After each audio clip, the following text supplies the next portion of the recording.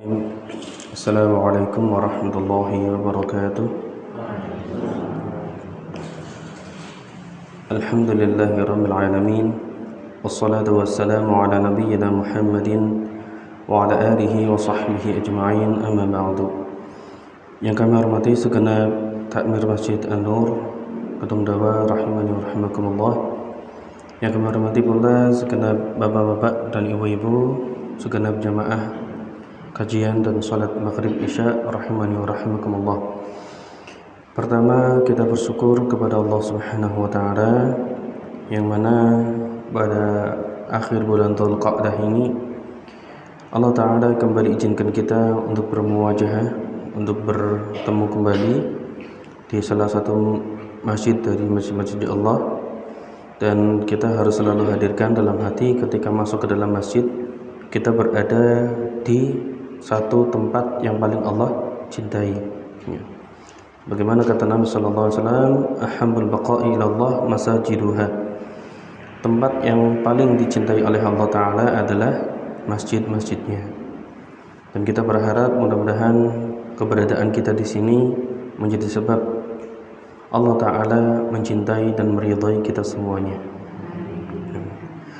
Salawat dan salam semoga tercurah limpahkan kepada Nabi Muhammad sallallahu alaihi wasallam, suri tauladan kita,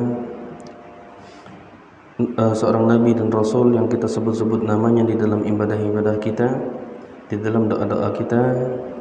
Semoga Allah taala menganugerahkan dengan izinnya syafaat kepada beliau dan kepada kita semuanya. Bapak-ibu yang kami hormati, insyaallah pada malam hari ini kita akan melanjutkan pembahasan fikih, dan kita sudah masuk ke pembahasan rukun salat. Rukun salat ini kan apa? Rukun salat adalah sesuatu yang harus ada di dalam salat dan harus terus ada sampai salat itu selesai. Kalau orang sholat sengaja meninggalkan rukun, berarti wonten unsur napa? Ada unsur kesengajaan, maka sholatnya batal. Ya.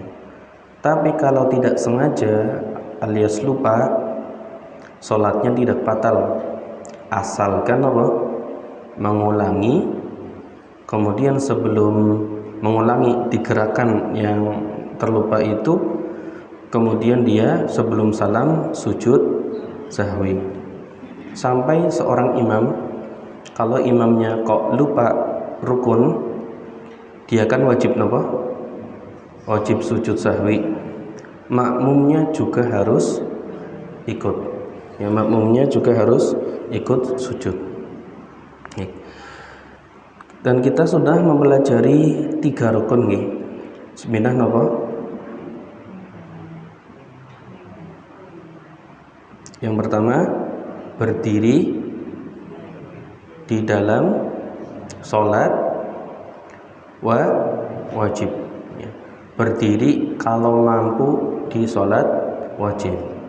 Berarti berdiri di sholat sunnah itu hukumnya sunnah, tapi pahalanya berkurang setengah.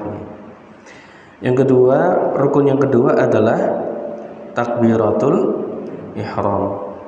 Yang ketiga, membaca surat Al-Fatihah. Dan insyaallah malam hari ini kita akan membahas sekitar ada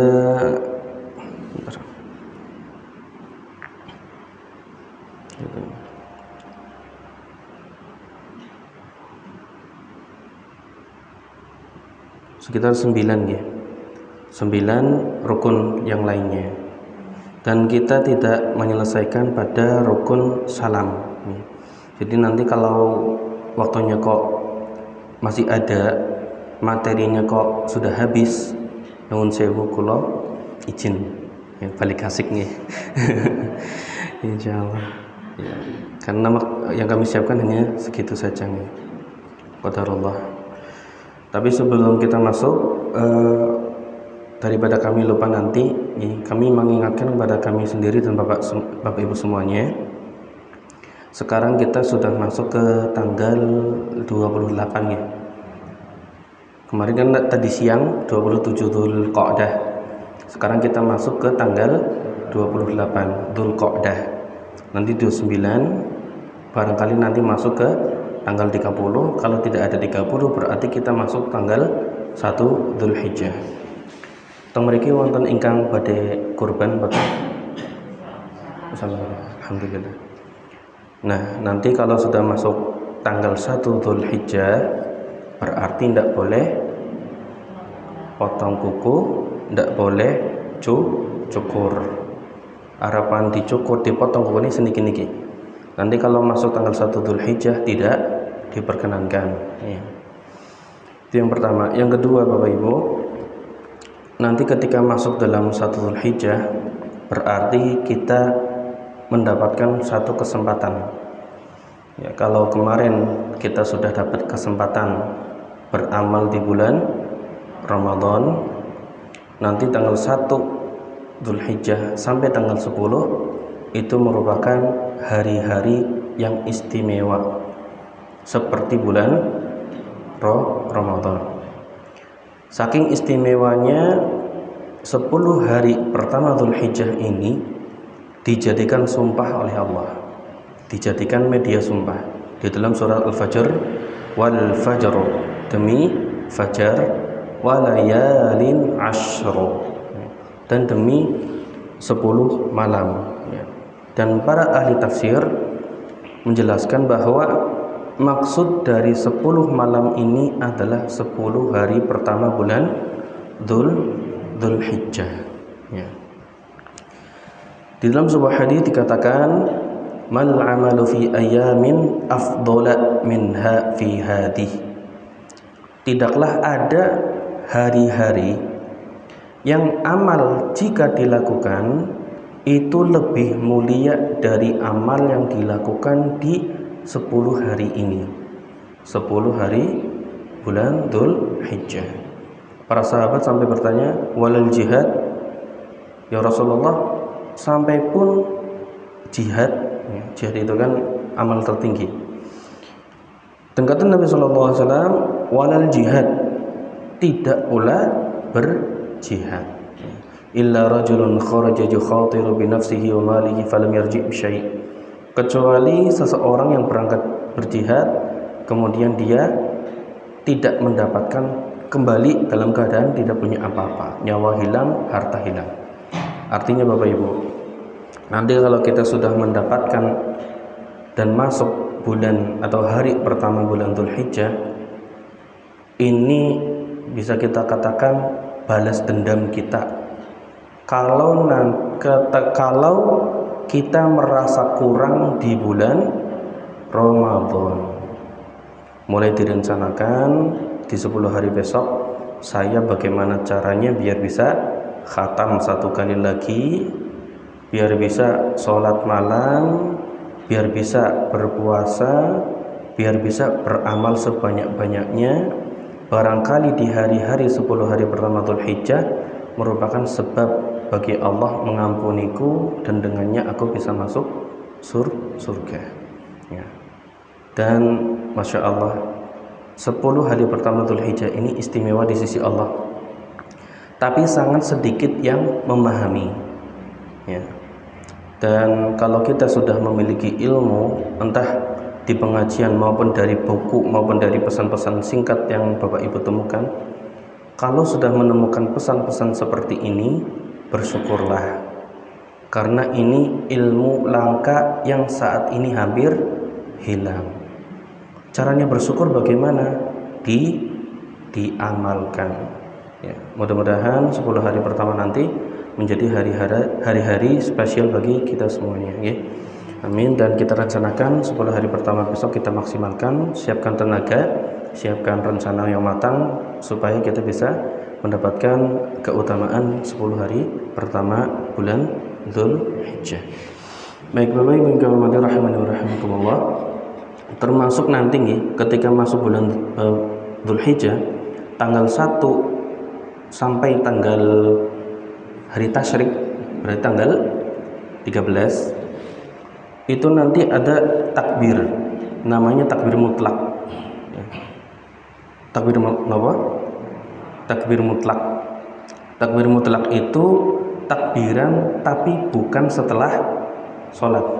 Ya, Bapak Ibu lagi jalan Allahu Akbar, Allahu Akbar, tidak apa-apa, itu sunnah. Atau lagi masak takbiran dewek ya.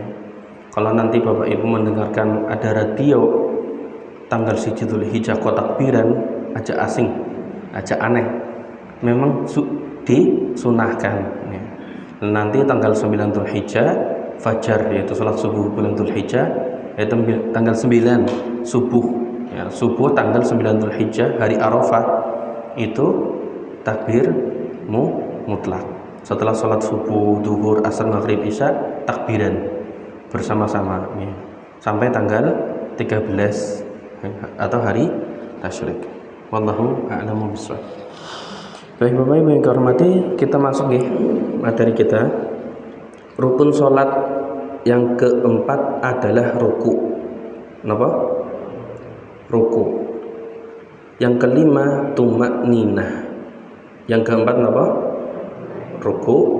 Yang kelima tumakninah. Ruku dan tumakninah merupakan rukun ya. Kalau sengaja ditinggalkan maka sholatnya batal ya. Dan para ulama bersepakat dengan satu kata bahwa ruku dan tumakninah itu merupakan rukun di dalam sholat. Bagaimana kita mengatakan bahwa ruku dan tumakninah itu termasuk dalam rukun?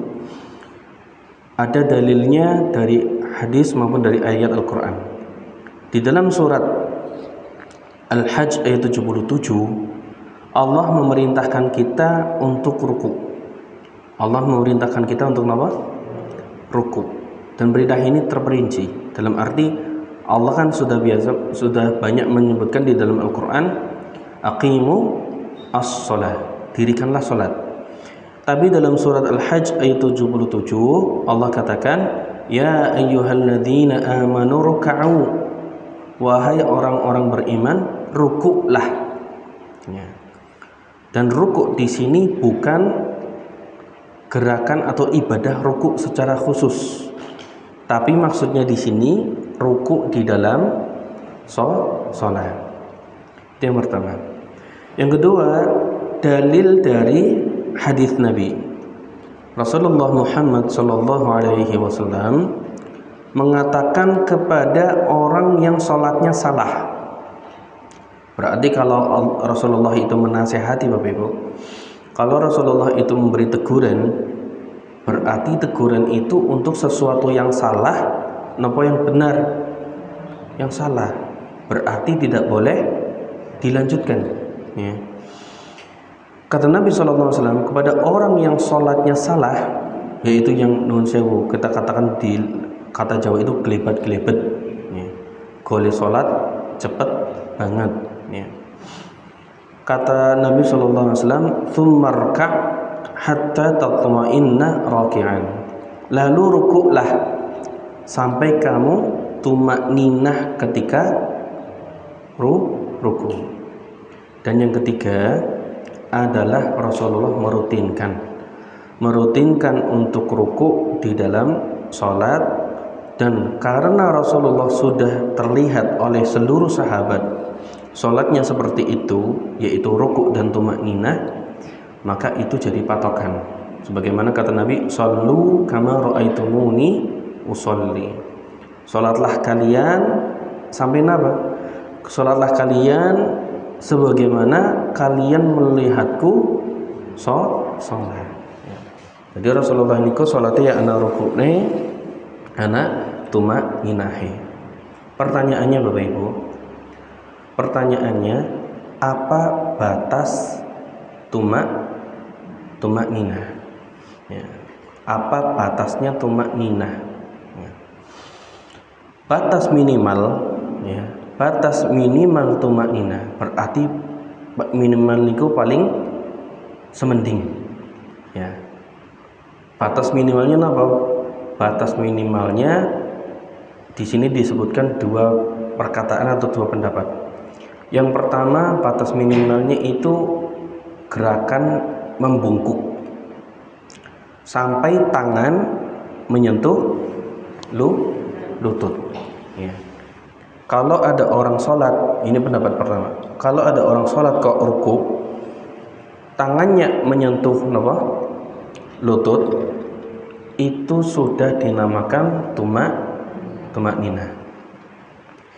Dan pendapat yang kedua, yaitu pendapat yang mengatakan seseorang itu dikatakan tumak ninah ketika ruku jika dia sudah membungkukkan tubuhnya, kemudian lamanya, kalau tadi kan tidak lama nih, yang penting apa? Yang penting megang lutut. Kalau yang kedua ini lamanya itu seperti apa ya? Bihaitsu yakunu ila ruku' tam aqrab minhu ila al-qiyam tam. Itu seperti orang yang membaca bacaan. Ya, ini batas minimalnya itu dipepetkan supaya jadi ruku yang hampir sempurna. Wallahu a'lam, pendapat kedua ini yang lebih aman. Ya, jadi seseorang itu ketika ruku itu batas minimalnya adalah punggungnya jadi tenang. Ya. Nah, dari sini mungkin nanti ketika kita sudah selesai pembahasan sholat, kita adakan satu waktu khusus untuk praktek sholat nih. Gelemeran, purun waktu lagi. Jadi nanti kita belajar pakai alat peraga. Alat peraganya adalah manusia.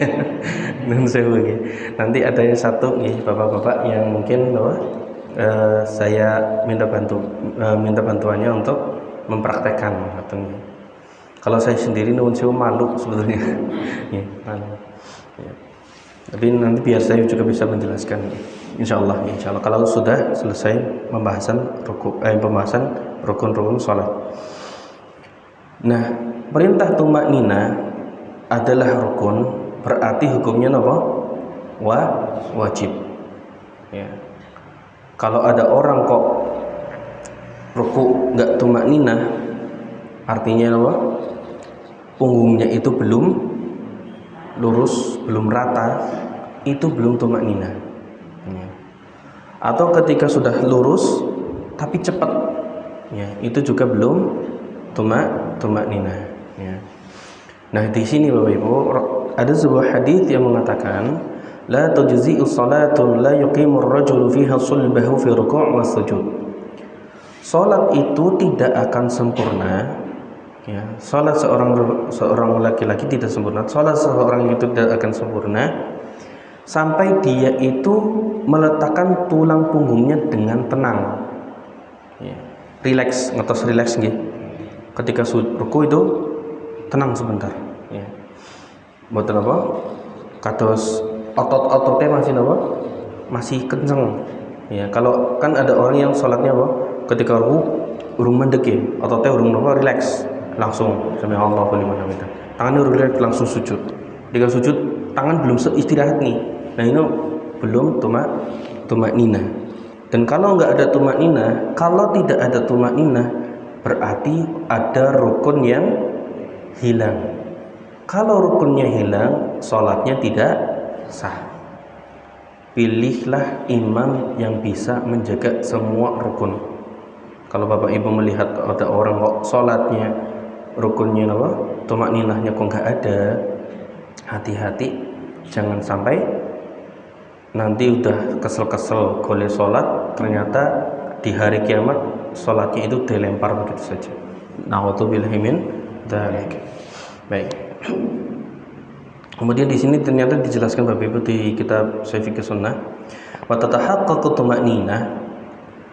Tumakninah dianggap benar bi an yaskuna hatta tatma'inna mafasiluhu wa tastarkha. Sampai persendian itu ketika tumakninah sampai persendiannya itu mengendor. Sampai apa? Mengendor, sampai rileks, sampai nyaman, ya. Kata Nabi sallallahu alaihi wasallam di dalam sebuah hadis yang diriwayatkan oleh Abu Dawud, An-Nasa'i, At-Tirmidzi dan Ibnu Majah, dan hadis ini adalah hadis sahih. Tsumma yarka', lalu rukuklah, wa yada'u yadayhi 'ala rukbatayhi, lalu letakkan kedua telapak tangannya ke lutut, hatta tatma'inna mafasiluhu, sampai apa? Sampai seluruh persendian itu tenang, watastarkha, dan juga sampai mengendor, sampai rileks. Ya. Baik. Jadi ini rukun yang ke berapa? 4 dan 5, yaitu apa? Ruku dan tumanina. Bacaan ruku bukan rukun, tapi apa? Wajib. Ya. Wajib. Dan lanjut, rukun yang ke-6 dan ke-7, yaitu iktidal dan tumanina. Iktidal nomor 6, tumanina nomor 7. Dan ini dalilnya sama sebagaimana kata Nabi, tsummarfa hatta tatma'inna rafi'an. Ketika menasehati orang yang salatnya salah, Rasulullah menasehati ke orang tersebut, lalu bangkitlah, angkatlah badanmu sampai kamu tumanina, iktidal, ya. Dan Rasulullah SAW melakukannya juga demikian, Bapak Ibu, yaitu ketika iktidal itu Rasulullah juga iktidalnya tenang atau tumanina, sebagaimana diriwayatkan oleh Imam Bukhari, fa idza rafa'a ra'sahu istawa. Ketika Rasulullah mengangkat kepala setelah rukuk, berarti apa? Ya, iktidal. Istawa, beliau bangkit, hatta ya'uda kullu qafarin makanahu, sampai tulang punggung kembali ke tempatnya. Paham betul ini maksudnya? Ya. Ketika rukuk itu kan ada pergerakannya. Pergerakan apa? Punggungnya. Ada tulang punggung yang bengkok. Ketika bangkit, sami'allahu liman hamidah. Nah, ini posisi punggung ini sudah apa? Sudah lurus, ya. Tidak masih apa? Masih tersisa atau mau siap-siap, ya. Utawi apa? Badhe siap-siap. Jadi iktidal itu betul kalau posisi sudah anteng, boten tersisa setelah ruku atau siap-siap mau sujud. Misal, sami'allahu liman hamidah, Rabbana. Nah, berarti kan ini ada gerakan ya. Ada gerakan mau sujud. Nah, ini enggak tumanina. Ini tidak tumanina. Berarti kalau tumanina ini anteng, santai. Ya. Baik.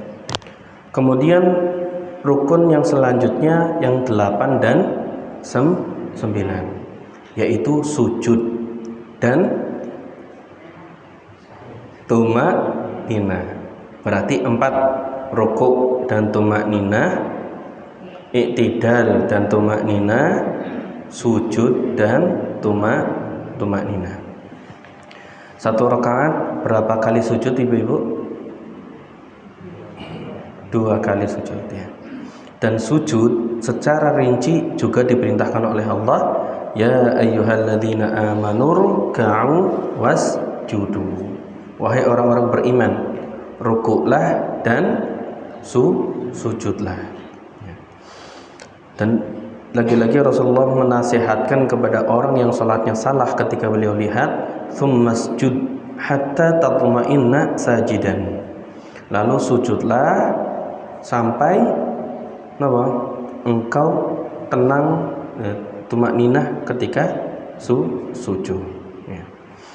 Nah, batasnya apa? Batas orang sujud, hati-hati Bapak Ibu. Sujud itu kan ada anggota sujud. Ya. Nah, di sini dikatakan oleh Nabi Sallallahu Alaihi Wasallam, sebagaimana diriwayatkan oleh Al-Imam Ad-Darqutni dan juga dinyatakan sahih oleh Syekh Al-Albani, La salata liman la yusibu anfuhu minal ard ma yusibu jabinuhu. Tidaklah sah salat bagi orang yang hidungnya tidak menyentuh tanah. Ya, hidungnya tidak apa? Menyentuh tanah sebagaimana dahinya menyentuh tanah.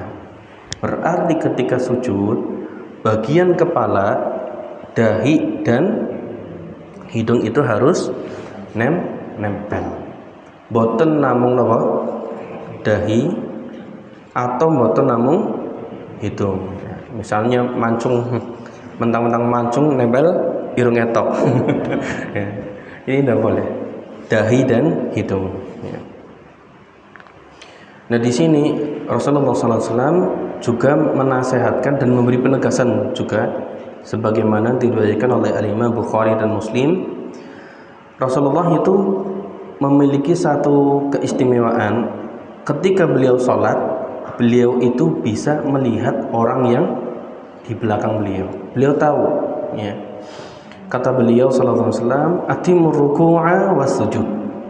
Sempurnakan ruku dan sujud. Fawalladhi nafsi biyadihi, demi Allah, inni la arakum min ba'di dhahri idza ma raka'tum wa idza ma sajadtum. Demi Allah, aku benar-benar melihat kalian, ya, dari belakang punggung. Bongong dari kuatan gitu. Tapi apa? Rasulullah mendapatkan kemampuan melihat. Ketika ada sahabat yang rukuknya enggak sempurna, yang sujudnya juga tidak sempurna. Maka berdasarkan dalil itu Bapak Ibu, orang yang sujud itu memiliki dan harus menempelkan ke tanah beberapa anggota. Yang pertama, kaf. Apa niki? Telapak tangan. Boten kados niki. Ini jari jemari. Jemari nama bahasa Arabnya isba'. Isba'. Tapi yang dimaksudkan dalam fikih itu kaf. Kaf ini. Jelas ya? Jadi ketika sujud itu tangannya harus nempel, telapak, ya. Yang kedua, rukbatan, ya, yaitu apa? Lutut. Yang ketiga, kodaman. Napa niki? Kaki, ya. 1, 2, 3, 4, 5, 6. Ketika kaki nempel, itu juga diharapkan bisa ditekan, ya, supaya jari-jarinya itu menghadap ke kiblat, ya. Dan kalau di dalam fikih Syafi'i, laki-laki itu tidak nempel, perempuan yang nempel. Tapi di dalam mazhab yang lain, laki-laki perempuan sama. Apa ini? Tungkaknya. Nah, tungkaknya itu disatukan, ya, dirapatkan. Yang kami mempraktekkan yang kedua, yang sama-sama menempelkan. Tapi untuk kaki itu hati-hati, jangan sampai satu terangkat ke sini. Nih. Tapi dua-duanya harus ditempelkan. Baik. Yang ke berapa ini? 7. Dahi, 8 hidung. Ya. Dan kepala dan muka itu tidak bisa diwakili oleh hidung saja atau dahi saja. Ya, semuanya harus nempel, dahi dan hidung. Ya. Baik, hitungi Bapak Ibu, dan ini rukun yang ke-8 dan ke-9. Ya. Dan juga hati-hati kalau sholat di alas sholat yang licin. Nih, kadang kan apa? Lagi arep ruku, arep sujud, kadang niku apa?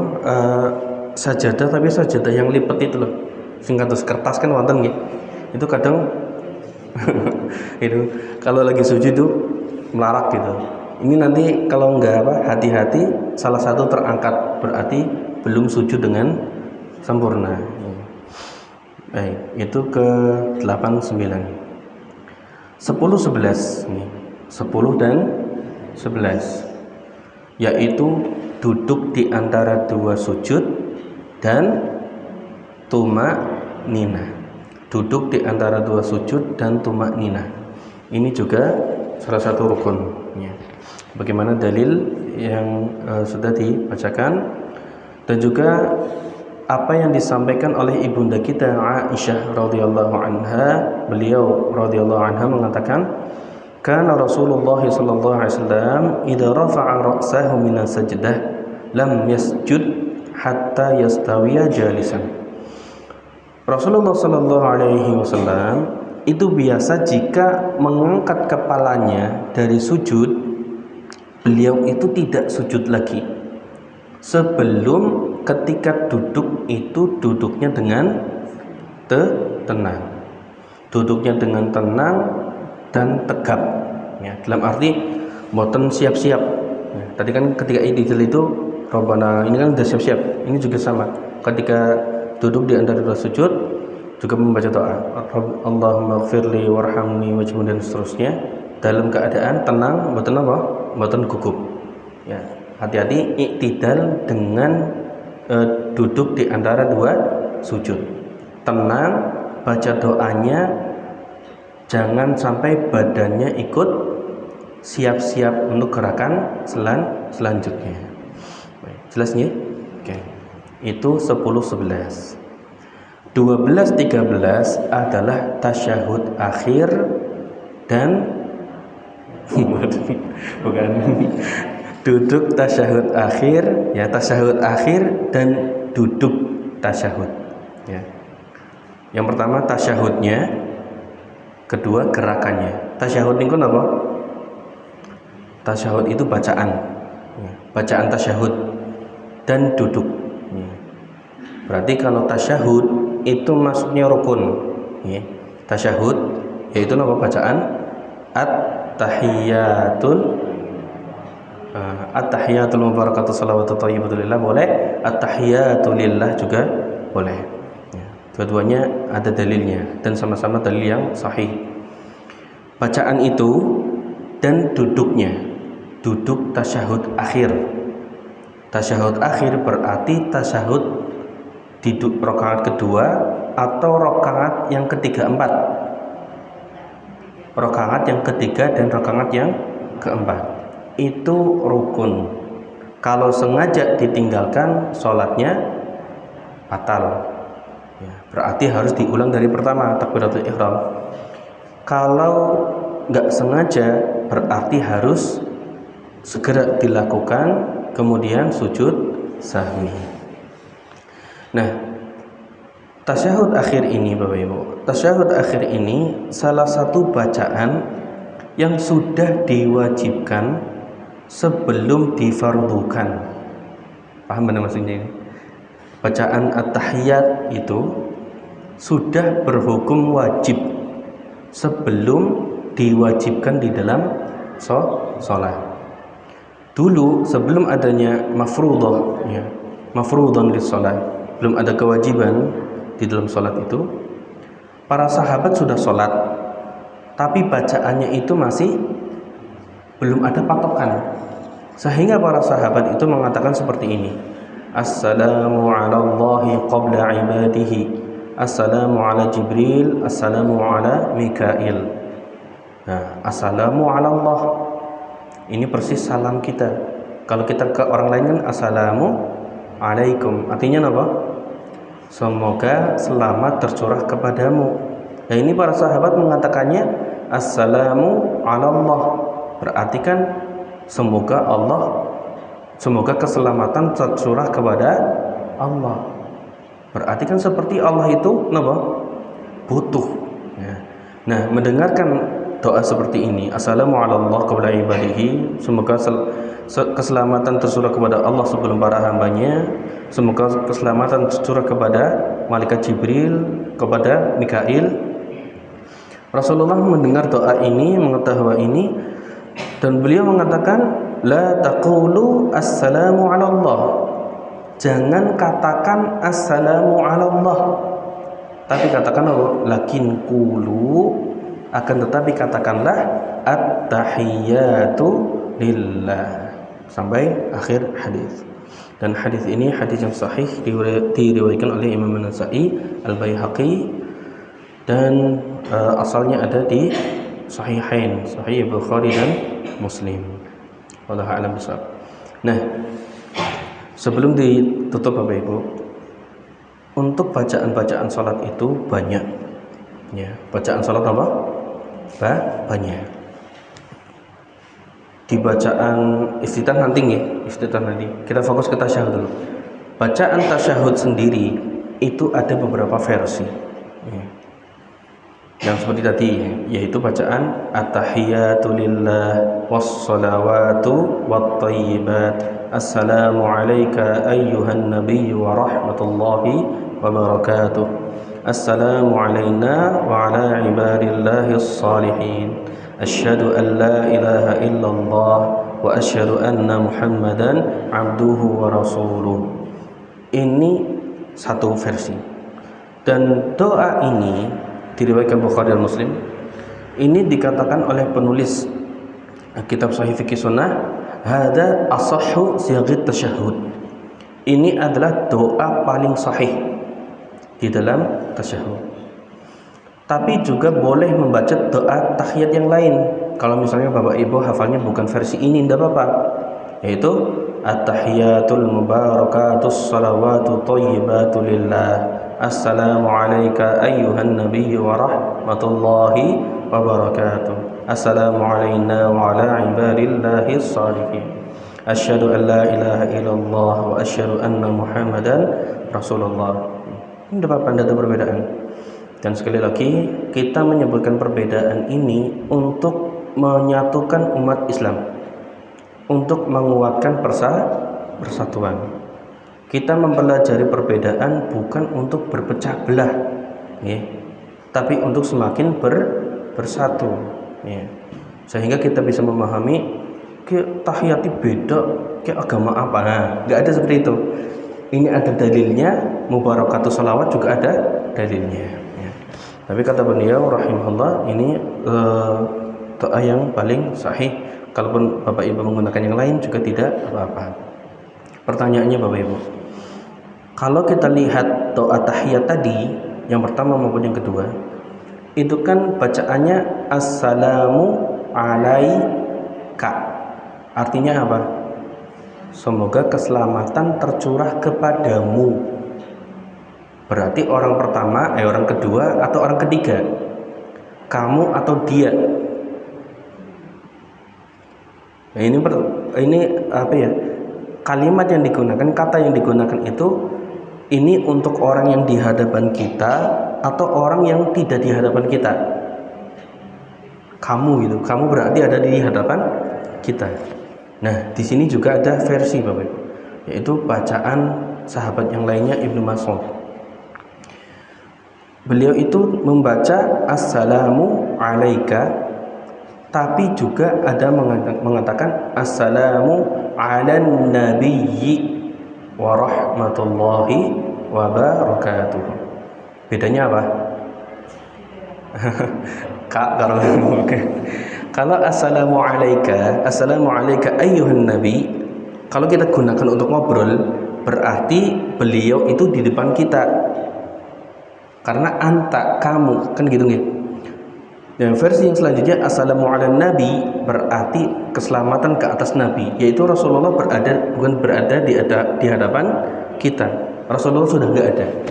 Dan dua-duanya ini juga boleh. Nah, dalilnya apa? Karena para sahabat itu mengucapkan assalamu alayka ayyuhan nabi ketika Rasulullah masih hidup. Mereka melihat sendiri Rasulullah ya. Ketika Rasulullah tidak ada, ganti lafadznya jadi apa? Assalamu ala nabiyyi wa rahmatullahi wa barakatuh. Sing bener sing di jane bingung teman. Nah, kita juga perlu memahami, kalau kita membaca assalamu alayka ayyuhan nabiyyu wa rahmatullahi wa barakatuh, itu berarti kita mengikuti bacaannya Nabi. Mengikuti bacaannya Nabi. Ini loh, lafadznya itu versinya ini yang asli. Selama Rasulullah masih hidup, ini yang dipakai. Maka kita pun menggunakannya. berdasarkan apa yang disepakati oleh Kanjeng Nabi Muhammad Sallallahu Alaihi Wasallam. Dan kayaknya ini yang lebih lebih gampil nggih daripada dirubah assalamu ala nabi, susah nanti ya. Ala kulli hal itu yang perlu kita ketahui. Dan sekali lagi, tasyahud itu merupakan rukun, termasuk julus, termasuk duduk. Tasyahud akhir juga termasuk rukun. Wallahu a'lamu bishawab. Ini yang bisa kita pelajari hari ini. Kesimpulan, kita sudah mempelajari rukun napa mawon. Tadi yang pertama kali ruku, tumakninah, terus iktidal, tumakninah, sujud, tumakninah, duduk di antara dua sujud, tumakninah, tasyahud tasyahud akhir dan duduk tasyahud akhir. Tinggal satu lagi, yaitu permasalahan salam. Kita insyaallah akan bacakan di waktu yang lainnya. Wallahu a'lamu bishawab. Itu yang bisa kami sampaikan. Terima kasih atas perhatiannya. Mohon maaf atas segala kekurangannya. Mudah-mudahan sedikit ini bermanfaat. Mari kita akhiri dengan doa kafaratul majlis. Subhanakallahumma wa bihamdika asyhadu an la ilaha illa anta astaghfiruka wa atubu ilaik. Sallallahu ala Muhammad walhamdulillahi rabbil alamin. Wassalamualaikum warahmatullahi wabarakatuh.